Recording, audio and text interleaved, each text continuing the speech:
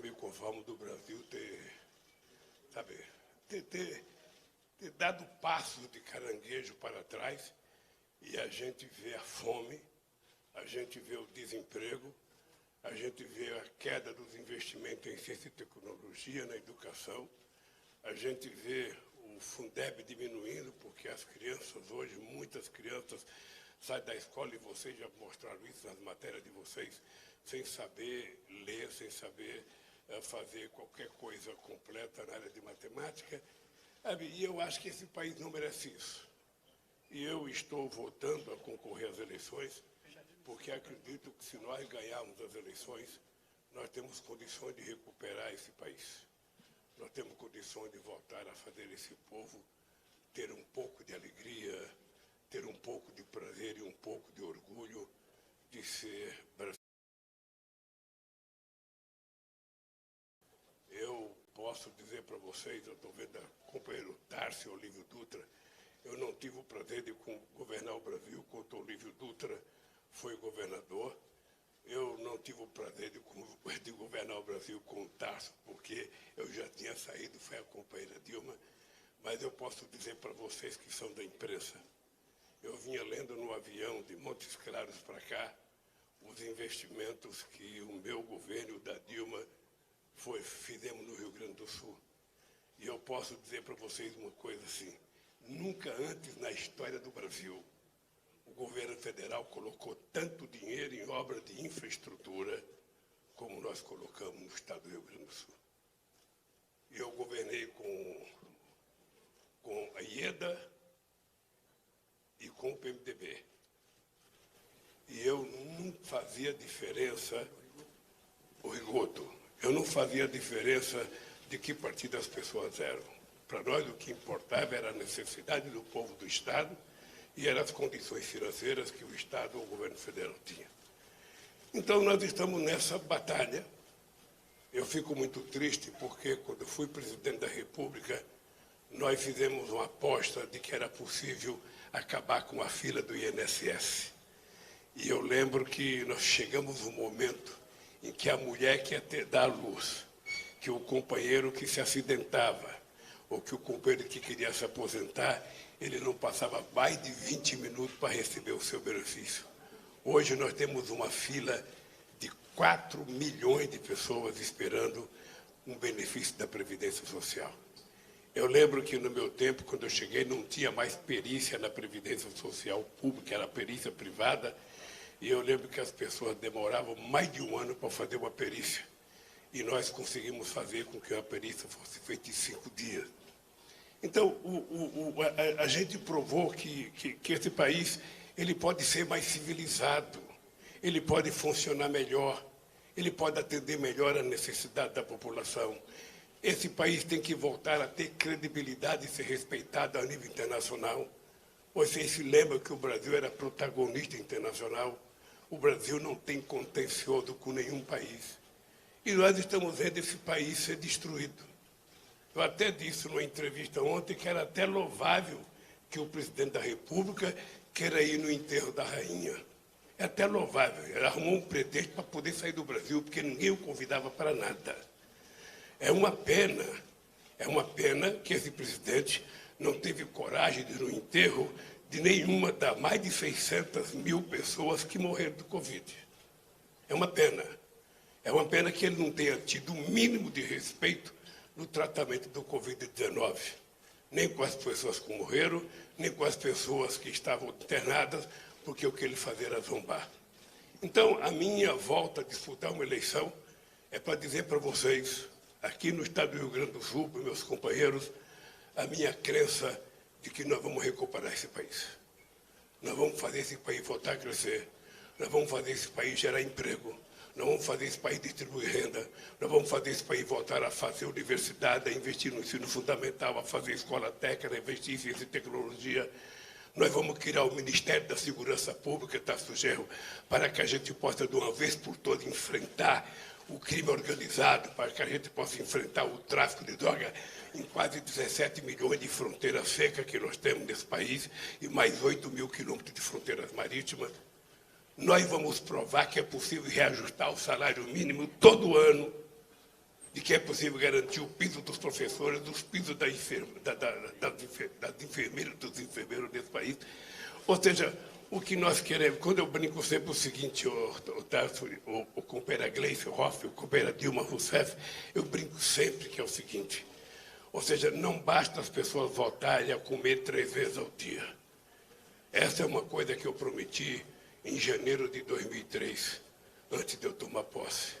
E eu agora tenho dito que além da pessoa comer 3 vezes ao dia, a pessoa vai ter o direito de comer um bom churrasco, sabe, como já se comeu aqui nesse país.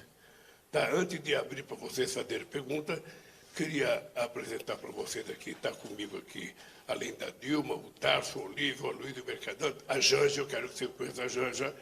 A Janja vem aqui, a Janja é a minha parceira nessa empreitada. Tá? E eu estou muito feliz. Estou muito feliz porque o Corinthians ganhou do Fluminense ontem de 3-0. Estou muito feliz porque o futebol feminino do Corinthians vai enfrentar o Internacional, que também se classificou enfrentando o São Paulo. E eu acho que, mais uma vez, o Corinthians vai ser campeão brasileiro. Acho, com todo o respeito que eu tenho pelo Inter, tanto pelas mulheres quanto pelos homens. E feliz porque estou aqui com parceiros e parceiras de muito tempo, companheiros que me ajudaram a surgir na vida política. O Olívio Dutra, a primeira vez que eu vim no Rio Grande do Sul foi por causa dele. Eu tinha acabado de tomar posse no Sindicato de São Bernardo, ele tinha acabado de tomar posse no Sindicato dos Bancários, e eu vim, e numa noite só, eu conheci o Olívio Dutra, conheci o seu advogado, que era o Tarso Genro. Então eu estou vivendo um momento feliz da minha vida. Essa tarefa que eu me assumi agora, eu estou com 76 anos de idade, eu poderia ficar em casa descansando, mas eu estou convencido que o ser humano tem que ter uma causa. E quando você tem uma causa, você não envelhece. Quando você tem uma causa, você levanta todo santo dia disposto a cumprir uma parte daquela que é a tua causa. E a minha causa nesse instante é recuperar o direito do povo brasileiro viver dignamente e decentemente. É recuperar o prestígio que o Brasil já teve no mundo. É recuperar o direito de fazer as pessoas não apenas comerem, mas as pessoas passearem, ter acesso à cultura, porque até o Ministério da Cultura acabou nesse país. Então, companheiros, eu estou à disposição de vocês. Façam perguntas leves, tranquilas. Eu já disse aqui, ninguém vai agredir ninguém, sobretudo as mulheres. Não tenho nenhuma preocupação, que serão tratadas com profundo respeito. Tá? Ordene, meu filho. Renato. Presidente, boa tarde. Renata Varandas, da Record. Queria saber, hoje os números do IDEB foram assustadores em relação à educação. Queria saber qual é a solução que o senhor vê para que as nossas crianças possam ser minimamente alfabetizadas e também chegarem até uma universidade. Obrigada. A solução é fazer o que nós fizemos já uma vez nesse país. Não sei se você está lembrada, possivelmente não, porque é muito jovem, mas uma das coisas que nós fizemos nesse país, a primeira coisa que nós fizemos foi mudar a Prova Brasil. Quando eu cheguei na presidência, a Prova Brasil para o ensino fundamental era feita por amostragem de 400 mil crianças. Nós tomamos a decisão de fazer a Prova Brasil com todas as crianças que estavam na escola. A segunda coisa que nós fizemos foi melhorar a merenda escolar, que hoje é uma vergonha, que está R$1,07. Eu ontem até disse uma coisa que eu vou mudar o que eu disse ontem, tá? Mas eu me disporia aí com o presidente da República, com o ministro da Fazenda, com os filhos deles e com meus netos, numa escola, para ver o que dá para comer com uma merenda escolar de R$1. Para ver o que a molecada está comendo na escola hoje. Porque eu tenho certeza absoluta que o presidente, se visto que a molecada come, sabe, ele ia sentir vergonha de passar tanto tempo sem reajustar a merenda escolar. Aliás, ele poderia passar vergonha vendo que não reajustando o salário mínimo, as pessoas já estão comendo menos e vivendo pior. Bom, depois, uma coisa que nós aumentamos para 9 anos, sabe, o tempo de criança no ensino fundamental, que era para a gente poder. Criamos o piso dos professores para melhorar. E melhorou quase todas as condições de escola, mesmo sabendo que muitas vezes o ensino fundamental está muito mais à disposição e subordinado ao Estado e ao município do que ao governo federal. Mas eu acho que não tem jeito. Veja, eu tomei consciência de que você, não investindo na educação, você não transforma o país num país desenvolvido, do ponto de vista cultural, do ponto de vista científico, do ponto de vista tecnológico, do ponto de vista da competitividade. Você não transforma. Não existe na história da humanidade nenhum país que evoluiu sem antes ter investido na educação. Então, o que aconteceu com o IDEB hoje é uma vergonha nacional. E vocês sabem a qualidade dos ministros da educação que eu tive, e vocês sabem a qualidade dos ministros da educação que ele tem. Vocês já viram notícias, já viram o primeiro, já viram... Aliás, o primeiro-ministro da Educação está acusando o presidente hoje, a família do presidente, de muitas coisas. Mas eu tenho orgulho de ter tido Tarso na educação, de ter tido o companheiro Cristóvão, de ter tido o companheiro Haddad como meu ministro da Educação. Sabe? Foram o que fizeram a diferença nesse país. Então, nós vamos fazer no ensino fundamental, no ensino médio. Eu vou só te dar uma coisa. Nós distribuíamos 16 milhões de livros didáticos para o ensino médio nesse país, e no tempo que eu era presidente, que a Dilma era presidente, o MEC era o maior comprador de livros do mundo. Uma demonstração de que a gente tinha respeito, não apenas pelas crianças, mas pelo futuro desse país, coisa que se perdeu. Candidato, boa tarde. Jonas Campos, RBS TV, Porto Alegre. O senhor falou do INSS, né? Qual é a proposta do seu governo para zerar essa fila, ou diminuir essa fila quilométrica que o senhor falou, de pessoas esperando para aposentadoria? E outra, como acelerar a concessão de benefícios, por exemplo, o auxílio para quem se acidentou, que hoje espera muito tempo? Se você tiver paciência, eu vou te contar.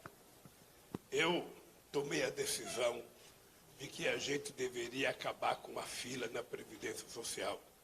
Porque a fila era uma coisa extraordinária. Tinha programa de rádio só para cobrir as filas da Previdência de manhã. Tinha pessoas que ganhavam dinheiro ficando na fila para guardar lugar para pessoas que chegavam mais atrasadas. E uma vez eu resolvi acabar com isso. O que nós fizemos? Primeiro, não era mais o trabalhador que tinha que apresentar provas de que ele precisava se aposentar. Era o governo que tinha que apresentar a prova. Então, a gente acompanhava a vida da pessoa. Quando a pessoa completava o tempo de aposentar, ele recebia na sua casa uma carta da Previdência Social dizendo que ele tinha atingido a idade de se aposentar, que a aposentadoria dele seria tantos reais e que ele, então, poderia procurar a sua aposentadoria. A mesma coisa nós fizemos para o auxílio maternidade, a mesma coisa nós fizemos para o BPC, para todas as pessoas que participavam do BPC, ou seja, inclusive os portadores de deficiência, que nós começamos a pagar para todos uma aposentadoria de um salário mínimo, todo mundo. Inclusive, eu vou lhe dizer uma coisa, a perícia médica, que o presidente Fernando Henrique Cardoso tinha, sabe, extinguido a perícia estatal e tinha contratado uma perícia privada, ou seja, demorava meses e meses e meses para o companheiro fazer uma perícia. E a pessoa ficava recebendo da Previdência sem fazer perícia. Nós resolvemos recuperar os médicos peritos da Previdência, criamos um call center, sabe, 135, que deve ter até hoje, se ele não desmontaram. A pessoa pegava o telefone, ligava a 135 e ele obtinha todas as informações, e as perícias que demoravam 1 ano passaram a ser feitas no máximo em 5 dias. Então, é possível fazer isso, e se nós votarmos, nós vamos fazer isso. Porque o mundo digitalizado está muito mais moderno, As pessoas que fizeram a primeira vez estão todas vivas e muito dispostas a trabalhar, e tem muita gente nova, mais inteligente do que os mais velhos, e nós vamos fazer isso porque, se tem uma coisa, eu trabalhei cuidando de previdência social quando era dirigente sindical. A gente preparava a papelada do trabalhador, levava numa agência do INSS e, às vezes, demorava 4 anos para o trabalhador, sabe, fora da empresa, sem ter salário e sem receber aposentadoria. Eu trabalhei quase que 5 anos nisso. Então, quando a gente resolveu que o trabalhador tinha o direito de receber e era o governo que tinha a responsabilidade de provar e comunicá-lo que ele já tinha completado o tempo, a gente resolveu o problema da Previdência nesse país. E tem uma coisa muito séria. Muitas vezes, os economistas costumam jogar a responsabilidade do déficit da Previdência Social, quando muitas vezes o déficit da Previdência no setor público, até 2014, era superavitário. Na verdade, o governo costuma utilizar a Previdência como bode expiatório para justificar o déficit fiscal que ele próprio cria. Porque a Previdência, quando você gera empregos, e no nosso tempo, em 2014, tem um estudo da Ana, da filha da Maria da Conceição Tavares, que mostra que até 2014 a previdência privada era superavitária. E a gente pode fazer ela voltar a ser superavitária, é só arrumar mais emprego, é só pagar salário, que a gente vai perceber que a previdência vai arrecadar o suficiente para cuidar dos benefícios das pessoas. Oi, presidente. Eu sou a Duda, do Sul 21. A minha pergunta é sobre agricultura, que eu acho que é um assunto que tange muito o nosso Estado. E esse ano, o Plano Safra, anunciado na safra de 2022 e 2023, teve um montante reduzido e vários agricultores, principalmente agricultores da agricultura familiar, dizem que não é suficiente, porque também o programa de aquisição de alimentos foi reduzido, né? O valor repassado foi reduzido. Então, eu gostaria de saber se, no futuro governo, o senhor faria essa reaproximação com os agricultores da agricultura familiar e aumentaria o Plano Safra aí para o que eles necessitam. Eu não sei se os números estão corretos, mas eu vou dar um número aqui que depois você tenta verificar se está correto. Quando eu cheguei na presidência da República, tinha sido anunciado 5 bilhões de reais para o Pronaf e só tinha sido liberado 2 bilhões e alguma coisa. Quando essa companheira, em 2015, fez o Plano Safra para a agricultura familiar, era nada menos que 30 bilhões de reais. Para a agricultura empresarial, foi 187 bilhões. Vou dizer mais para você. De vez em quando eu ouço alguém dizer, não, mas o agronegócio não gosta do PT, o agronegócio não vota no PT. Eles podem não votar por outra coisa. Podem não votar por uma questão ideológica, podem não votar porque tem a cabeça muito patrimonialista e a terra é uma coisa simbólica nisso.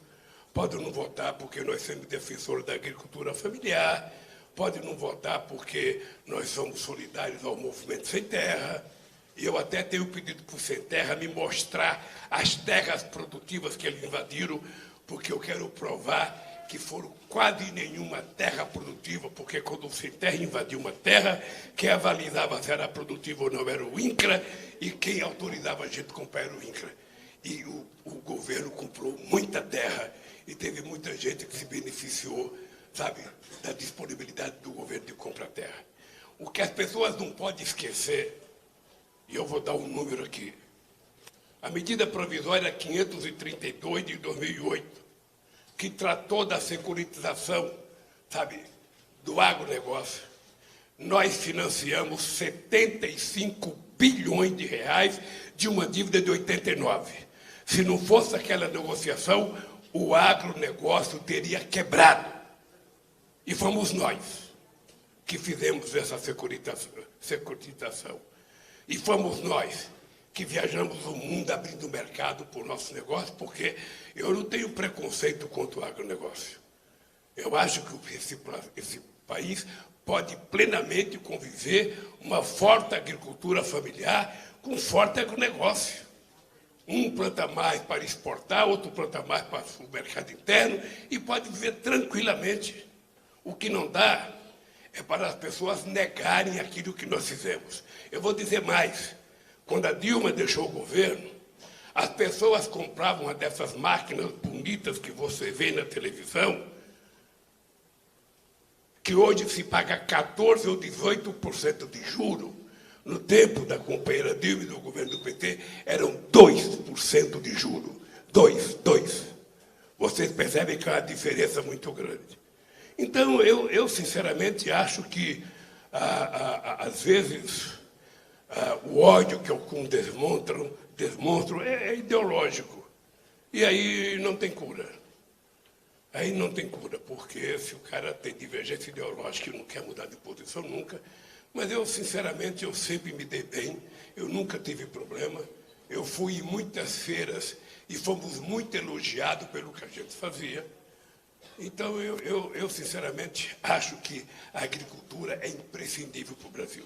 Inclusive, nesse instante em que os alimentos estão fugindo do controle de preço, é importante que a gente tenha clareza que a gente tem que aumentar a produção daquilo que é produzido pela agricultura familiar para que a gente tenha alimento mais barato. É preciso que a gente recupere a Conab e a Conab seja feito como era feito no nosso governo, como se fosse um estoque regulador de determinado tipo de alimentos não perecíveis, para que quando tivesse caro no mercado, o governo entrava e colocava os produtos no mercado. Então, é assim, a gente vai voltar, a gente vai governar, a gente vai conviver com o agronegócio, com a agricultura familiar, todos vão produzir, porque o Brasil e o mundo precisam de todos. E nós vamos comer melhor, comida mais saudável, sem a quantidade de agrotóxico. Tem algumas coisas que eles também não gostam de nós, porque nós não vamos permitir mais o desmatamento da Amazônia, a pretexto de aumentar, sabe, o território agricultável. Nós temos muita terra degradada, a gente não precisa mais tirar meio metro da Amazônia para ninguém plantar nada, e muito menos do Pantanal. Eu era presidente quando algumas pessoas quiseram entrar no Pantanal para plantar cana. Sabe, a única coisa que a gente está permitindo entrar no Pantanal é os artistas da Globo para fazer a novela Pantanar. Sabe, a Juma, sabe, que pode entrar à vontade, a sucuri que pode entrar à vontade, mas cana-de-açúcar, soja, essas coisas, não tem que entrar nos biomas que nós temos que preservar para o bem da humanidade. Antigamente, há 20 anos atrás, falar na questão climática era ser bicho grilo, era ser gente de universidade, era ser gente esquerdista. Não! Hoje, a palavra clima, ela tem que estar junto com qualquer proposta de desenvolvimento de qualquer país do mundo, porque já está provado cientificamente de que o ser humano é o único animal capaz de destruir o seu próprio lugar de viver. E nós não vamos deixar isso. Quero dizer para vocês que a gente vai ser muito duro, não haverá mais garimpo ilegal em terra indígena, não haverá mais corte de madeira em terra que não pode ser cortada. A gente já tinha, no tempo que a gente era governo, no tempo que a Marina era ministro, a gente autorizava que a pessoa que tirasse uma árvore tinha que plantar outra igual. Você tem lei para isso. E queria dizer para vocês que os empresários responsáveis, posso dizer para vocês, os empresários responsáveis que exportam seus produtos, que exportam a sua carne, que exportam a sua soja, que exportam o seu milho, ou seja, essa gente não quer fazer as coisas erradas, porque sabe que terá um custo financeiro muito grande por conta dos compradores. Então, nós vamos ter que lidar com aqueles que não respeitam e vamos ser muito duros. Eu até já disse que vou criar o Ministério dos Povos Originários. Um indígena vai ser ministro nesse país, para que a gente não fique brincando de defendê-los. Eles têm que ser tratados com respeito, porque somos nós que devemos a eles e não eles que devem a nós. Pessoal, última pergunta, porque está lotada a praça e a gente tem que ir para lá. Espera só um pouquinho. Presidente Flávio. Mais uma depois. Tá. Para você não ficar nervoso, você vai ter direito à sua pergunta. Presidente, boa tarde. Flávio Ilha, do Jornal Valor Econômico. O senhor começou seu pronunciamento aqui falando que está muito feliz, que está muito contente, está vivendo um momento muito bom.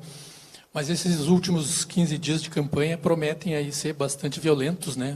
Algumas acusações falsas que já estão circulando sobre as suas condenações que foram anuladas, que motivaram até um manifesto de intelectuais e juristas internacionais em favor da democracia. Eu queria saber duas coisas. Como é que o senhor vai lidar com esse tema agora, nesses últimos 15 dias? Se vai ter alguma ação judicial, alguma judicialização dessas acusações falsas? E, num eventual segundo turno, como é que o senhor lidaria ou vai lidar com o tema da corrupção, que promete ser uma arma assim do seu principal adversário? Duas coisas importantes dizer. Eu nem deveria discutir isso, porque os meus processos já transitaram em julgado e eu não precisaria discutir. Gostou, Tarso, do transitar em julgado? Então, veja.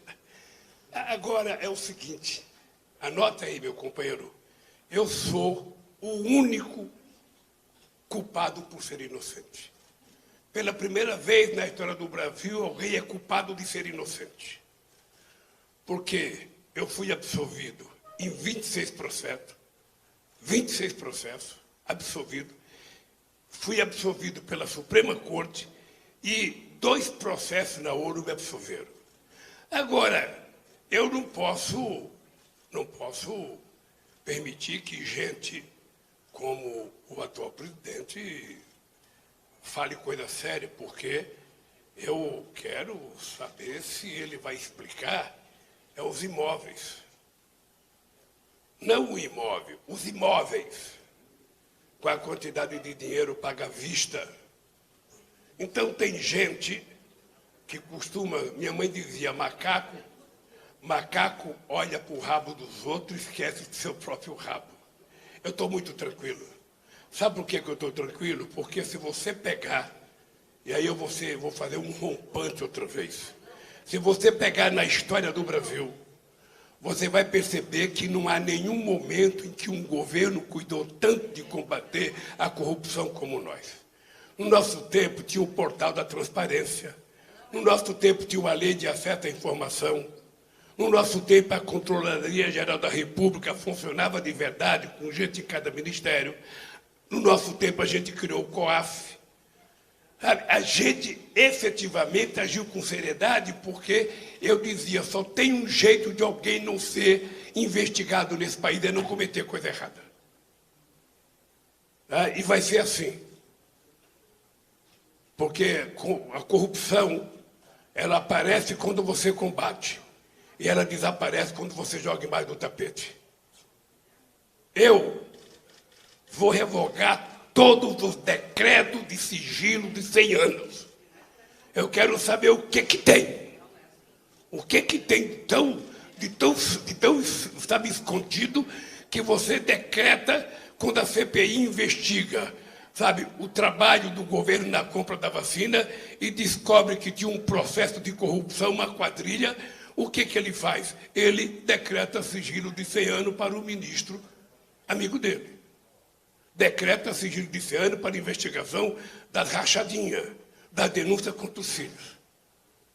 Na minha vida não tem decretação, sabe, de sigilo. Na minha vida, seja meu filho ou meu adversário, todos serão tratados com o mesmo direito. Se fizeram o bem, ótimo. Se fizeram coisa errada, serão investigadas e devem ser punidos depois de ter todo o direito de se defender. É assim que nós governamos e é assim que vai ser governado. Não haverá tapete na sala presidencial. Não haverá tapete na sala presidencial para esconder corrupção. Não haverá pasta cor-de-rosa e muito menos haverá sigilo. E vai votar a lei de acesso à informação, o portal da transparência, para que vocês possam saber até qual é a qualidade do papel higiênico utilizado, sabe, no banheiro da presidência. O governo do Rio Grande do Sul assinou nesse ano com o governo federal um acordo para o pagamento da dívida do Estado com a União, o regime de recuperação fiscal. E a maioria dos candidatos a governador aqui promete rever esse acordo, inclusive o seu candidato. Qual a sua proposta? O senhor, caso vença as eleições, aceita renegociar a dívida do Rio Grande do Sul? Posso te dizer uma coisa com muito carinho, com muito respeito. Esse Estado, uma vez, tinha dito que tinha resolvido o problema da sua dívida numa negociação que o Brito, que era o governador, fez com o Malan. E a dívida continua, não foi resolvida. Tá? É só para dizer para você que eu já anunciei que vou me reunir na primeira semana depois da minha posse com todos os governadores de Estado.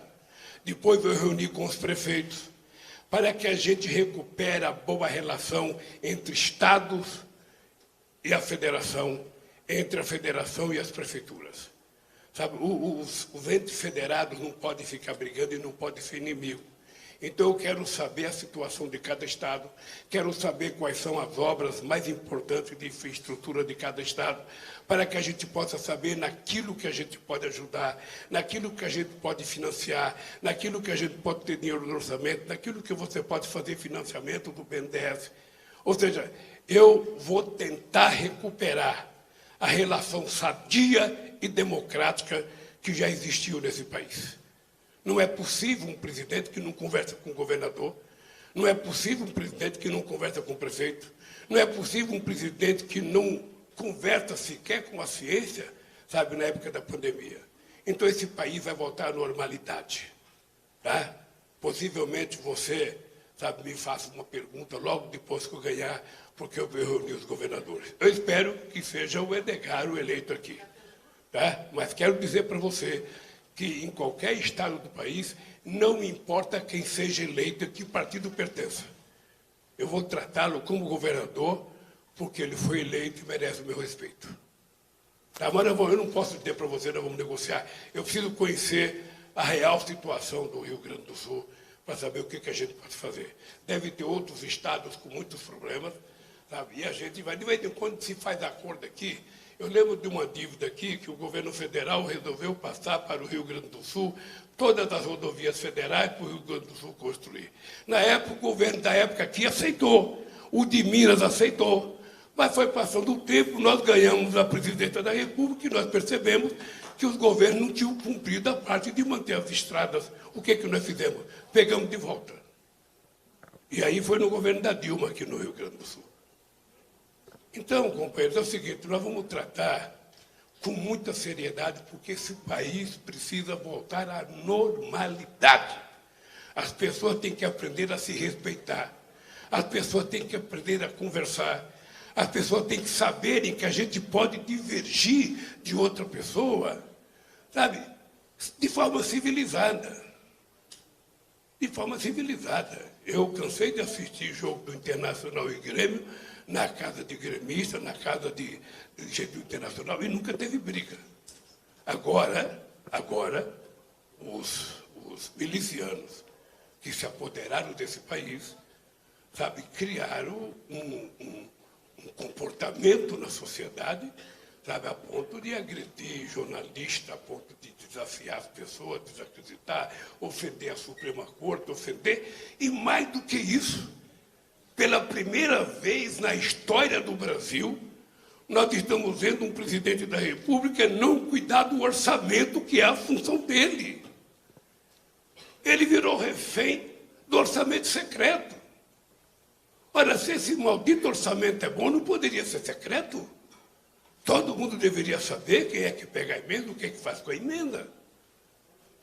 Então, o país está, sabe, com uma bússola sem o seu magnético, sabe, com uma biruta de aeroporto, porque o presidente não governa. Não governa porque não sabe governar, não conversa porque não sabe conversar, então ele vive de fake news. Ele vive de contar as mentiras e a imprensa corre atrás. É assim que esse país está sendo governado e nós vamos mudar isso. Gente, eu quero agradecer, vai ter um comício.